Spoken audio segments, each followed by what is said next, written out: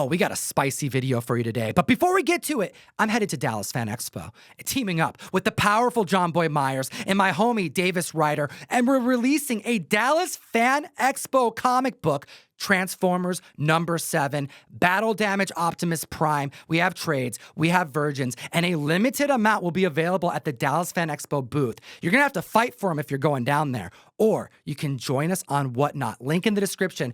Bookmark the stream. Use my link and you get a free $15 credit you can use on your first purchase and get your hands on this glorious variant cover.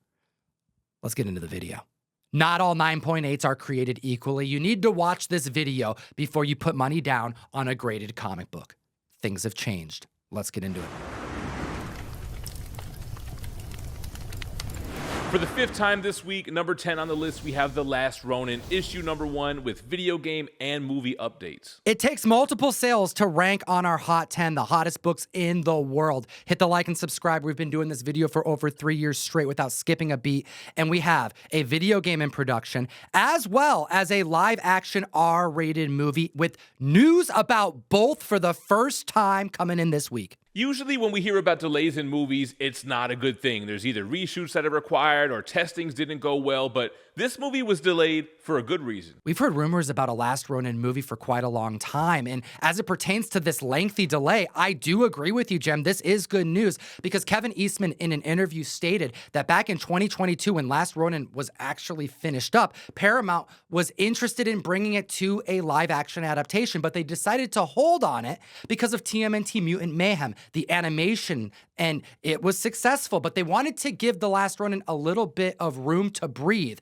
And I think that's a great idea and a good reason to delay the film. Yeah, could you imagine if they had these movies closer together? You have like this happy-go-lucky animated movie geared towards children, and then they ask their parents to go take them to see Last Ronin, and they see all the turtles die. That's so true, Jem. And you know what? Those kids may get a chance to see the turtles die even before the first movie because the video game is in active production. And this is what Kevin Eastman had to say about it. All good news. Everything I've seen, we've been interacting with the development crew, and it looks like some of the sets and some of the characters have literally walked off the pages of the comic. That's what I'm talking about. Respect that source material, and I'm definitely going to be playing that game on day 1. Meanwhile, the census count is increasing on The Last Ronin. 22 more slabs since we just talked about this last week. That includes 8 more 9.8s and 2 more 9.9s. The 9.6 sold for $161, 22% above average. The 9.8 is up 40%, and 3 copies outperformed the average this week. And then we have a 9.9 sale of $620. That's 32% above average. And 2 different 9.9s broke record this week, but it wasn't for the standard first print. No, it was for the 4th printing, last selling in December for $151, up 165%, now selling for $400. And then a second printing, 9.9, is this correct? Sold for $155. That's an 8% uptick. Well, the thing about that is it's a modern book. There are many variants, 2nd, 3rd, 4th printings, plus it's a magazine format with a harder cardstock cover. It's going to get higher grades. As it pertains to the second printing, there are 21 copies graded at a 9.9, and the last 9.8 sale sold for $79. That's why it seems so cheap. And what's better than getting a great deal on a TMNT comic book, winning one for free, of course, which you can do in this video via the SMS group. ComicTom101.store or hit the link in the description, put your phone number in, and you are part of not just this week's Last Ronin first printing giveaway, you're part of every weekly giveaway we do going forward, because we have a way to contact you, and you know it's us. Link in the description, support the show, and good luck. Let's talk about number 9 on the list with Incredible Hulk 182. One of the most underrated Wolverine keys of all time. We always talk about Hulk 180, 181, the first cameo appearance, the first full appearance. What about the second cameo appearance? Or second full appearance? I mean, like, this is actually where things get really messy as it pertains to cameo versus full. And most people limit it to the argument over Hulk 180 and 181. But did you know, according to Overstreet and many other sources, that Hulk 182, which marks the literal 3rd time Wolverine was in a comic book story, within continuity. However, it's listed as a cameo, and Giant Size X-Men is listed as the second full first appearance. Yeah, and because of that confusion, I think that may be why this book gets so overlooked, and plus the fact that he's not on the cover. But it is the end of the trilogy of this story, the first story that Wolverine appears in. We got a CGC 3.0 selling for $95. That's up 8% over its 12-month average. We got a year-high sale on the 6.5 coming in at $200, placing it 36% above average. Another year-high sale on that 8.0 selling for $250, putting it up 11%. The 8.5 is up 10%, 9.2 16%, and someone paid $950 for a 9.6, which is, 4% above average. But consider this, there hasn't been a 9.8 that has hit the market since November 2023, and it sold for $5,900. There's 64 copies in existence. If you own it in high grade, you're likely holding it, and I think that's probably a good idea. It's almost like everybody has already purchased their copies of 180 and 181, and now they're completing the set. Let us know in the comments down below. Do you consider this the second appearance in full or just the second cameo? Which brings us to number 8 on the list with a book that we haven't talked about in quite some time on the Hot 10, that is Spider-Man Noir, issue number 1, the first appearance of the Spider-Man that does his superheroing during the Great Depression, and it's all because of Nicolas Cage. The live-action announcement has the internet buzzing on a book that's really maintained value when you really look at the numbers. I mean, this book is hitting 9.4s, up 40% this week, $300. 9.6, 318 for an increase of 33%. 2.96 outsold that average. The newsstand 9.6 is up 23%. And 6 different 9.8s outsold the recent 12-month average this past week. That's an increase of 43% with that high sale at $628. But the record high for this book back in 2019, this is prior to the comic boom, hit $750. And that's despite there being an increase of 7 copies having been added to the census in the last 2 weeks. It's only right that they casted Nick Cage for this role as he voiced the character during Into the Spider-Verse. My first experience with this character was via the Shattered Dimensions video game. And if you want, you could check out my video on the Sideshow Premium Format statue on the channel now. That thing looks outstanding, and it makes me wish I could still collect statues, but I love my cat. Moving on. Number 7 on the list, Iron Fist number 14, the first appearance of Sabretooth. Yeah, there's a lot of Sabretooth hype, but also this book is so damn affordable. When you compare it to like what it's been trending at, it's selling for about average, and it's really hype right now, which makes it kind of confusing. Like, does this look like a good buy? You tell us in the chat. The 5.5 is going for $240. That's a year high sale, but like it's a mid-grade Bronze Age key. 6.5, $350. That's another year high sale. 3 copies outsold the 12-month average. That's an increase of 18%. 7.5, up 12% for a year high sale, selling at $400. You can get an 8.5 for $449, which is about average. 9.0, up 9%. 9.2 selling for $800. That's an increase of 19%. What do you think, Jem? Well, the book is definitely down by half from its glory days during the comic boom, but what I think is happening is that so many collectors are out there picking up their Wolverine 1s, it just makes sense to grab the first appearance of his arch nemesis. And I think it has less to do with the potential cameo that he could have in Deadpool and Wolverine, and more so of what there could be in the future. We just got the writer for the MCU upcoming X-Men film, so there's a lot of opportunity to see Sabretooth in live action. The 12-month average on this book at a 9.6 is around $1,200. The last sale was closer to $1,000. It's down nearly $200, and there's been 4 CGC 9.6s added to the census in 14 days. The 9.8, in which there are 2 new ones added since the last time we talked about this book 2 weeks ago, is selling for about $400 under its recent 12-month average. So even if the book does creep up a little bit, it's selling for a rate that I think if you want to get this book now, it makes sense. It seems safe for an awesome Bronze Age book. And even though we're in what seems like a down market, there are still speculators out there making picks, and I think we should pay attention to them. The first appearance of Sabretooth, and number 6 on the list, Uncanny X-Men issue 12, the first appearance of Juggernaut. There are 6 different high-ranking sales above average in the last 7 days, and this book has been on our list multiple times, and I do not think it's because of Deadpool. I think it's because of mutant hype. The movies are in active development, and there are investors, despite whatever's happening in the marketplace, that are thinking ahead. This right here could be a long-term investment, and I cannot remember the last time we said that about a hot book.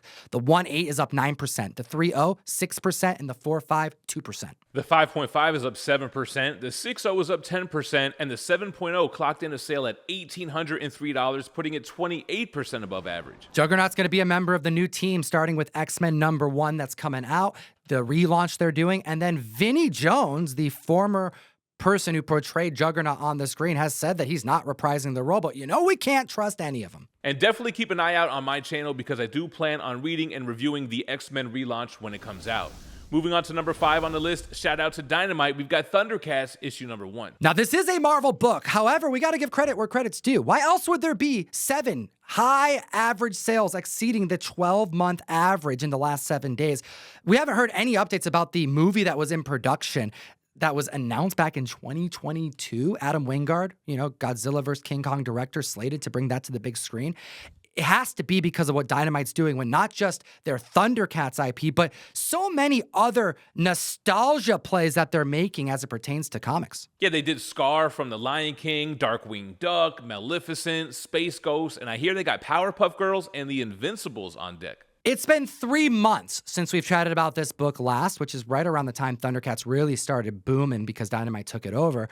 And get this, we have the census count to report on, and it is looking crazy. The 9.6 in 3 months has gone up 41 different copies, and in 9.8, in which there are a total now of 393, there's been an increase of 28 copies added to the census. Hot damn. The CGC 9.6 sold for $218. That's a 20% increase. The 9.8 sold for $675. That's up 16%. And then the newsstand 9.8 sold for a cool $1,000, which is just above its 12-month average of $998. And we just scratched the surface of those sales. If you want to see all of them, peep Key Collector Comics, the best comic app in existence. Use code TOM101 to not just support the show, but get access to a free 2-week trial of the app in its entirety. Get access to the Hot 10 before we even hit the mic, the Trending 20, alerts that you get notified of when anything happens in the marketplace that causes comics to spike. It'll keep you in the know and keep you up with us. And before you buy a CGC 9.8, you're going to want to check this out. Number 4 on the list, we've got the first appearance of Cable in New Mutants 87.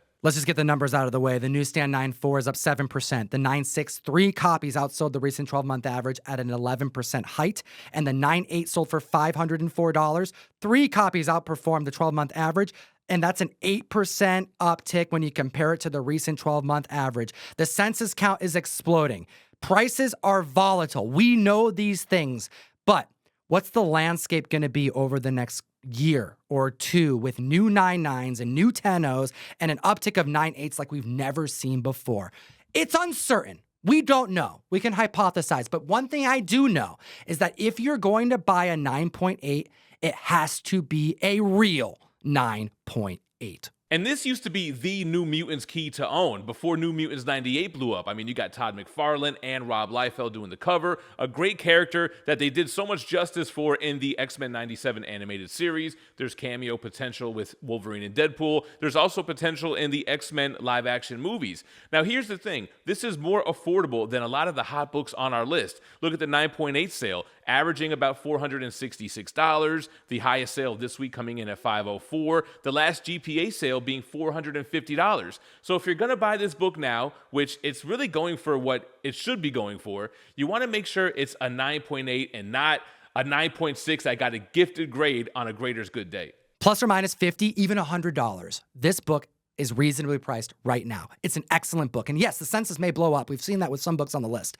However, this is a perfect example when talking about the landscape that has completely changed as it pertains to the 9.8. You mentioned gift grading. Can you define what that means? Because that's kind of a collector's term. Yeah, it's kind of like what I said. Like, this grader must have been having a great day because there is a visible color-breaking spine tick on this CGC 9.8. And in this day and age where CGC has private signings with McFarlane, with Liefeld, with Frank Miller, the last thing you want to do is submit your 9.8 to get signed, and it comes back what it should have been in the first place, a 9.6 at best. It's all about eye appeal. You need to be buying the book, not just the grade. When you're hunting for a 9.8, you need to see it. You need to double check that it looks the best it could be, because if you get stuck with a 9.8 that is on the fence, you're going to be competing with so many other people with that growing census count with their 9.8s that look better, that you're going to be stuck with a book that is worth less and it's the same grade. And like Tom said, New Mutants 87 doesn't have a super high buy-in compared to the next book on our list. Number 3 is New Mutants 98, the first appearance of Deadpool.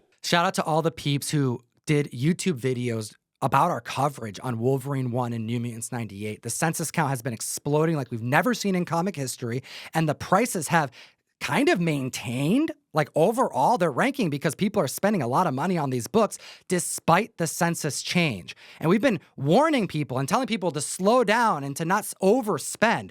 And they're not listening, Jem. There have been an increase of 12 9.6s in 7 days, 11 9.8s in 7 days. And 57 in total on the census count since just last week. The 9.6 sold for $539. That's at about average. The newsstand 9.6, however, is up 19% above average, selling for $840. And then we have the direct market CGC 9.8, selling for $1,400, which is also just above average. We just found out that we have a new person to be specking on. And if you're fans of Always Sunny in Philadelphia, you're going to be excited. Rob McElhenney, who portrays Mac on the show, is business partners with Ryan Reynolds, and Ryan Reynolds mentioned having to give him a spot in movie for Deadpool 3 on an undisclosed role. And they're buddies, so you know he's going to mess with them. He's probably going to make him a TVA agent or maybe some kind of cameo character in the background. But this is what he had to say about Rob being in the movie. Now, I can't necessarily tell you which character Rob plays in Deadpool for fear of being shot down by the Marvel drone that follows me and my kids around. If you've bought this book in the last couple months and you are ignoring our signs of warning, I gotta know why in the comments section below. While we talk about number 2 on the list with one of the hottest books in the world, Wolverine #1, the first solo series, as well as a Frank Miller classic cover. We have so many sales to report on, we're gonna skip most of them. The 9.6 is up 2%. The 9.6 newsstand sold for $420, that's up 18%. And the 9.8 had a high sale of $755, and 3 copies outperformed that recent 12-month average at a 9.8. And that's up 14%. And we were just talking last week about this book at a 9.8 going up in 70 plus copies at a 9.8 in under 2 weeks. And what's funny is this week we're only seeing an increase of 6 on the CGC census, but that's because we are seeing -6 in the 9.6, -16 in 9.8, and this has got to do with the Frank Miller signing. Those blue labels are probably converted to CGC yellow labels, but there is an additional CGC 9.9 on the census. Now check this out. $755 is the high sale this week on a 9.8, but the last GPA sale is $468. So if you're watching this video, we're not telling you to go buy this book because it's hot, but if you want this book and you're gonna buy it, just know that it's going for $468. Don't be the one paying $755. They're doing some interesting promotion for Deadpool Wolverine. I saw Rob Liefeld go to his nearby theater and use his token that he got for pre-ordering his Deadpool tickets, and you can win a Deadpool friendship bracelet that they showcased on poster, making me feel like we were right, that had nothing to do with Dazzler. Yeah, that's right. We reported on the promo showing the necklace and how fans were correlating that to the friendship bracelets for the Swifties.